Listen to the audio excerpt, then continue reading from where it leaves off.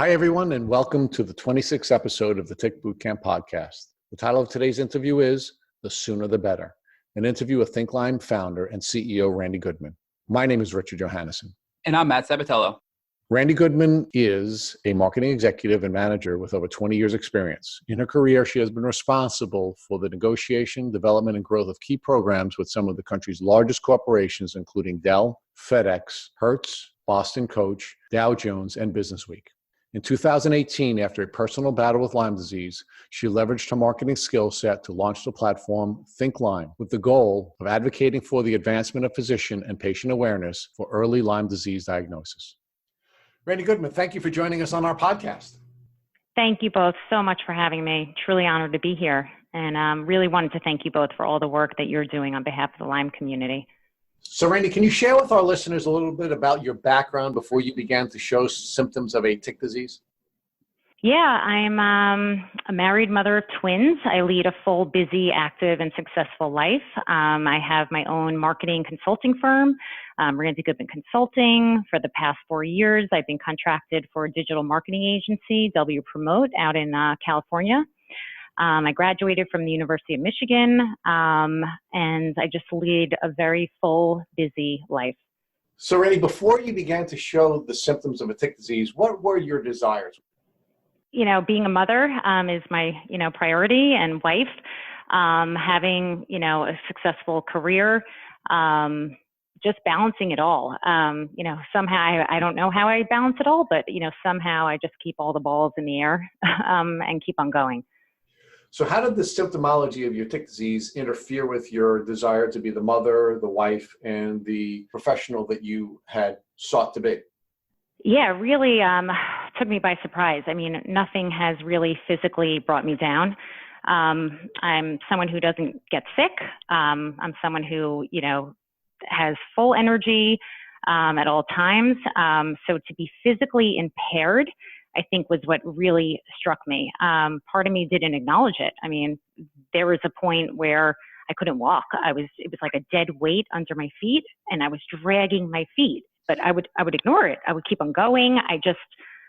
I almost couldn't believe that this was happening to me, and I didn't want to acknowledge it, to be honest. Randi, can you describe and walk us through your symptoms when you started getting sick? Yeah, at the time, it was May 2016. I was under a great deal of stress. It was like the perfect storm was brewing. I remember one day at work, I just felt feverish, almost like flu-like symptoms. And normally I can power through any cold, any sickness. I couldn't. I remember I drove home from work and I just got right into bed. My daughter made me dinner, and that was it for the night. I was out for the count, which would never happen. And then the next morning I was miraculously fine. It was fine. It was like nothing happened. And I was like, cool, I'm good. Back to normal life. Then I would say a month later, in June, I played tennis competitively. My best friend is my doubles partner. So it was like the third set of a tennis match, and we were about to win the game and win the set. And it was 90 degrees heat. And I just remember all of a sudden there were cramps in my toes, and they climbed, and they got so severe. It was attacking my calves, excruciating pain, debilitating, and I collapsed right then on the court. We forfeited, couldn't play, and my partner, she just looked in amazement. I mean, if she didn't see it with her own eyes, to this day, she says she wouldn't have believed it. And I was in such pain. It took like an hour for the cramping to subside, and I dismissed it. And I was fine, just sore the next couple of days, and went on with my life. And then a month later, the same episode happened, 90-degree heat, tennis match, not as severe as the first, but it did attack me. I was out for the count, except the symptoms didn't go away. They started to mysteriously change and evolve. Then I got numbness and tingling in all of my extremities. Then my back went out. I've never had back pain. My back totally went out. I couldn't move. I went to a physiatrist. I got MRIs. I got EEGs. Such pain. One day I remember going to the emergency room straight from work. My whole family met me there. They did a battery of tests. Everything was normal. It was just bizarre. Then the numbness tingling turned into paralysis. I couldn't move my legs. It was like, again, a dead weight. I remember like limping, but I just kept on going. It was like, I just kept on going. Nothing was wrong with me, right? Every doctor dismissed me. I was a perfect specimen of health. And so I was like, all right, I don't know. My body's just got to heal. Maybe it was just under trauma from those cramping events. So I just kept on going and going. But then it was like mind racing started and paranoia and brain fog. I couldn't cognitively, I couldn't operate at the same capacity. I remember like I would stare in front of my computer. I couldn't get as much done. And my sister-in-law recommended that, I go see someone for this. And someone gave me the name for this doctor out in Manhasset, Dr. Jeremy Kaplan, who's a psychiatrist. And I went in to get Lexapro. I said, I've never been on antidepressants in my life, but I'm going to give it a try. I can't feel this way anymore. And I went in for a Lexapro prescription, and I came out with a Lyme disease diagnosis. Said, you don't need Lexapro, you have Lyme. And Randi, prior to this, your primary care physician recommended you to a rheumatologist who ran a battery of tests, including the ELISA Lyme test, correct? And that came back negative then? It came back negative. My Anna titer was, slightly elevated. Outside of that, again, he dismissed me. Perfect specimen of health. He did, he brought up Lyme, but it was negative. I did ask to see, I knew enough to ask to see the Western blot, which at the time I can't believe. And I remember seeing band 23. And Randi, that's not uncommon because we know the Lyme testing, the ELISA testing is very, very inaccurate. Correct. Now I know that if you have one band, that is sufficient. So now fast forward, you're going to your psychiatrist and right away you have Lyme disease, right? So how do you react? What are your feelings? I knew in my heart I was not depressed. I knew in my heart that I didn't want to go on antidepressants. I knew that that was not right. I was, really against it, but it was like I had no choice here. I couldn't live like this. So part of me was like relieved because I knew myself enough, I knew that there was something else going on. I kept on saying it was like aliens invaded my body. This was not my body at all. I didn't recognize it. I did not recognize my body. So part of me was almost like, I told you so, Randi, like I knew. So when I got the diagnosis, it made sense. It made sense. So, Randi, when you finally got the tick disease diagnosis, did you begin to now recount the contact that you had with ticks during the course of your life? Yes. So I did have a known tick bite at age 9. I remember, I was sleeping and I felt the back of my head. And my parents, they called their friends over. I remember them getting it out of my head. I remember feeling it in my scalp. So that was a known tick bite. Other than that incident, there was no other known bite. In May of 2016, though, when I was playing tennis, I remember the ball went over the fence, and I volunteered to get the ball, and it is a tick-infested area out on Long Island, and I did get the ball that day. Thinking about it, I could have been rebit that very day. So, Randi, what did you know about ticks, and what precautions did you take to protect yourself from having contact with ticks? I knew enough to check for them, be aware, but I didn't wear bug spray every single day. I didn't make my kids wear bug spray every day. I didn't do daily tick checks. I knew of them. I just, I think people think like it's just not going to happen to you. How many doctors did you see, Randi, before you got your Lyme diagnosis? It was close to a dozen and 2 emergency room visits. Were you misdiagnosed with anything else before? Nothing. Perfect specimen of health. My health was always great. So, Randi, it sounds like your tick disease developed very quickly. It went from a tick bite to neurological Lyme very, very quickly. Do you have any thoughts on why that happened? Again, I think it was the perfect storm. I think, the point of my life, I was weakened. I was under a great deal of stress, handling a lot on my plate. I think it was just a matter of time that something brought me down.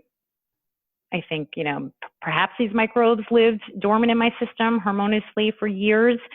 And there wasn't the opportunity for them to show their face. I think this was, again, the perfect storm. So now that you got your Lyme diagnosis and you're working with your psychiatrist to treat the Lyme, what was your treatment protocol moving forward? He started me immediately on minocycline, very slowly. Started, 2 or 3 days, and I herxed, pretty quickly. We slowly increased it, to every day, and then did twice a day. He said I was weeks away from a wheelchair. Like, he just couldn't believe that I came in at that time, and got diagnosed and that he caught it.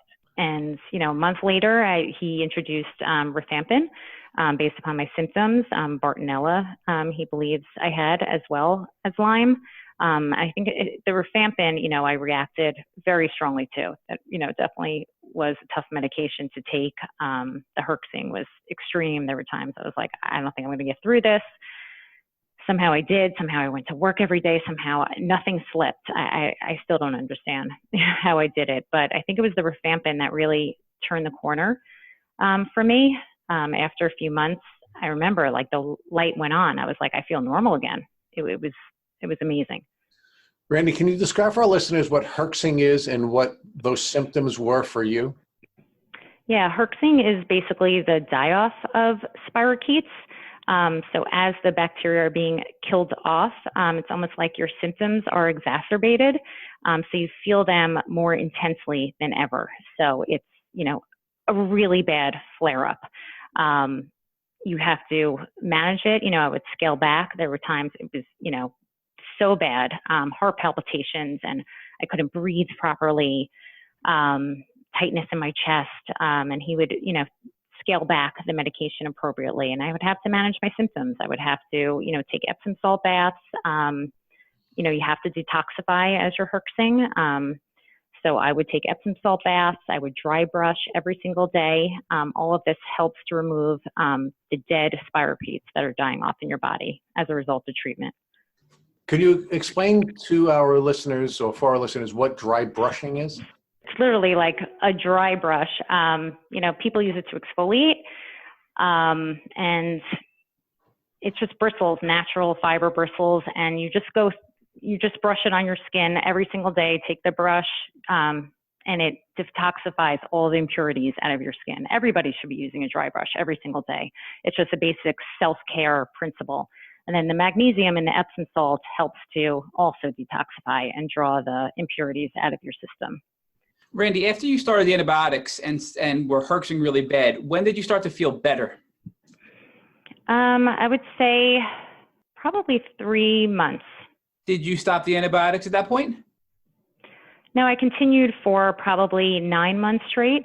And then I felt strong enough, healthy enough. I just made the decision to go off the antibiotics. I wish I kept a low level amount in my system because I did, regress slightly after that. I would feel symptoms again. So the thought was you were feeling almost 100% better. You wanted to stop the antibiotics, and then you realized that you started to feel sick again and wished you really didn't go off them so quickly, correct? Correct. Randi, why did you stop the antibiotics? I just wanted to feel normal. It was like, this is such a nightmare. It was like literally you feel like, the only way to describe it is you feel like you're in the Twilight Zone. I'm a happy-go-lucky person, full of life. I want to live, right? Like, taking supplements, watching my diet. That was never something I did ever. I just wanted to go back to normalcy. I just wanted to forget all of this. I realize now, this is something that you have to manage for the rest of your life. Keeping your immune system up. Self-care is a new principle I've adopted. I need to get better at it, but definitely, have made strides. I do things differently now. I look at the world differently. I look at day to day. Everything's different now. Now, at this point, you start to feel sick again. You stop the antibiotics. What did you do next? Then I would go on for 2 weeks, which I know now is, not the right thing for your body. And then I just made the decision I'm going to get tested properly. I never got tested properly with IGeneX and Galaxy because my symptoms came on so quickly and suddenly. And I made a decision that, I was going to a Lyme-literate doctor in Manhattan and to do this right. So right now I'm under her care. And Randi, I'd like to take a step back because you actually saw the psychiatrist on Long Island, New York, who first diagnosed you. And, Rich and I know that we've been at a couple of conferences recently where they've said there are no Lyme-literate doctors here on Long Island, but it seems that that's not correct. Can you mention who your doctor was so people here that are listening from Long Island are aware of this doctor? It's Dr. Jeremy Coplin out in Manhasset. He is a gift. It's probably only 2 doctors I ever encountered in my life quite like this. Just his approach is completely different. Listens, studies you.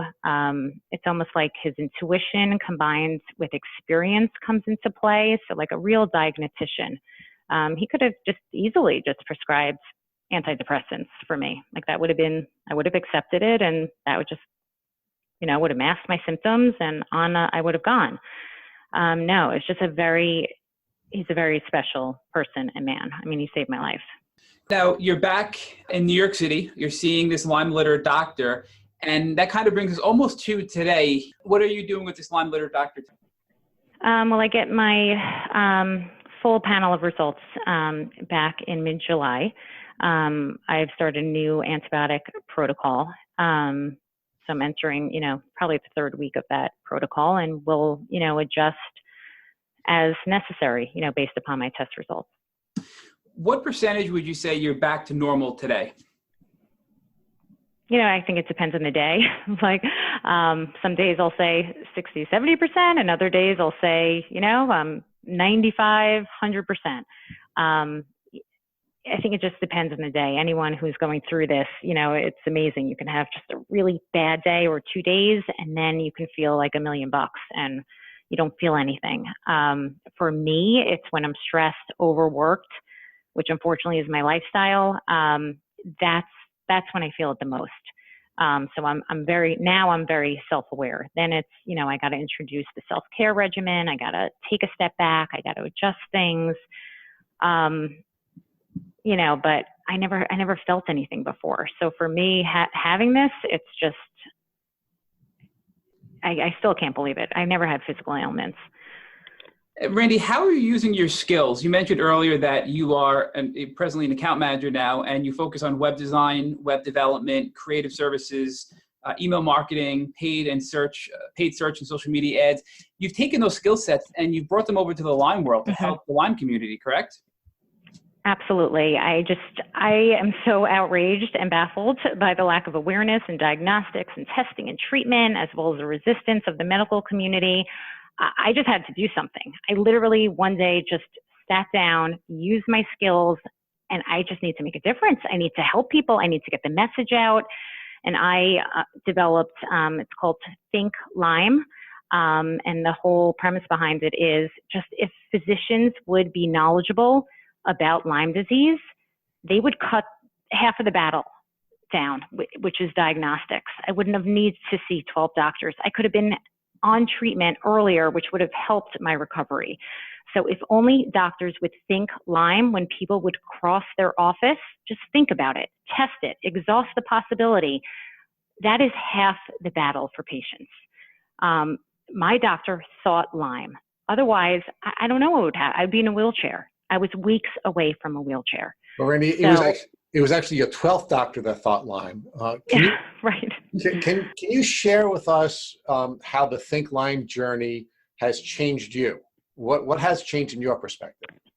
I think giving back. I think really being on the side, being an advocate for people. There's so many silent sufferers out there that don't have a voice. Being their voice, that I'm able to put together informational website, a blog, social media outreach, and help people. Be that voice for the people that just can't. I mean, it's a very lonely journey. I had to do all the research for myself to figure this whole thing out. Randi, why do you think doctors don't think Lyme? Why did you need to get to a heroic doctor after 11 failures before there was someone brave enough to think Lyme? Frankly, they're just not educated. They're not educated. There's political stigmas out there in the medical community that have almost made them shy away from Lyme. You could see it in their facial expression. You know what doctor is Lyme friendly and what doctor is not, just by bringing up the word Lyme. You could see it in their facial expression. We need more Lyme literate doctors out there. So any additional education courses, CME courses, anything that we can do to get physicians educated is half the battle. So I think that that's going to be my next step. You know, my first thing was just developing a platform, getting the voice, helping people, because so many people now are having symptoms and they're coming to me thinking that they have Lyme. And so I needed to develop a platform that I could direct them to and help them. So now that the voice is established, I think the next part in this journey is education. Randi, one of the things that really surprises me, and we've been seeing it a lot on social media now this time of year, where many vet organizations are sharing Lyme disease and tick disease information on their social media profiles, as well as putting up signs in their offices. But you don't really see that in doctors' offices. And I think back to my journey and your journey on Lyme, if we saw an informational flyer on Lyme, we probably would have caught this disease sooner, right? Correct. If you put the pieces together, it would have been a light bulb in your head, right? But you didn't know enough. I now tell everybody I can about this disease. I mean, my friends are so educated. They're checking their dogs, they're checking their children, they're spraying before their kids go to camp, they're spraying their clothes with permethrin. I mean, anything to make a difference. And then there's some people out there they have no clue. And there are doctors out there, no clue. Reading the Western blot, they don't have any idea. It's negative. But if those doctors have a red flag of just one band, their patient has one band, and you just dismiss it, they're not educated. But I have a question for you, Limeys, and that is, do you really think that the veterinary community is smarter and better educated than the human doctor? It's more accepted. It's more accepted for pets to have Lyme disease than humans. Or is it just safer for veterinarians to treat pets? Because it's accepted, because it's recognized as an acceptable disease for pets. There's a protocol, there's vaccinations. Or Randi, is it really just safer because you're not going to be subject to a medical board suspending your license or a lawsuit, or so if we're going to put doctors in a position where they are going to have to sacrifice their careers in order to properly diagnose people with Lyme disease, maybe they're just afraid to do that. They are. That's why things have to change. Pressure to the medical community. I mean, things have to change in order for it to be accepted, for more doctors to practice. So, Randi, we like to end our podcast by asking our guests to share with our listeners what advice they would give to folks in the community who are not sick. What would you advise people to do to avoid getting to the place where you have found yourself? I think just be knowledgeable. Going outside is now a risk. Just like you would go outside and put suntan lotion on, you have to put bug spray on now. You have to spray your shoes. You have to be aware of what ticks look like, all the different sizes of ticks. They can be the size of a poppy seed, right? You would never know a tick is attached to you. You could think it's a freckle, a piece of dirt. You have to be aware of what ticks look like, how prevalent it is, and you have to protect yourself. I mean, that's half the battle. I mean, no one is immune here. You can walk outside in your backyard and get bitten, but being aware of it, being aware of the symptoms, all of that will help in diagnosis and recovery. It's just awareness, like anything else. Thank you for listening to the Tick Boot Camp interview with Randi Goodman. To our listeners, we have a call to action. First, if you would like to learn more about Randi Goodman, please visit Instagram at Think Lyme or her website that includes a beautifully written blog at www.thinklyme.com. Second, if you enjoyed this episode of the Tick Boot Camp podcast interview with Randi Goodman, please share it with your friends by using the social media buttons you see at the bottom of the post. Third, don't forget to subscribe to this podcast on iTunes, Google Play Music, or Spotify to get the automatic episode updates of our Tick Boot Camp podcast. And finally, please take a minute to leave us an honest review and rating on iTunes. This is a new effort on our part, and we can really use your help when it comes to creating a show that you would like to listen to. We make a point to read every single one of the reviews we get. Thank you for listening.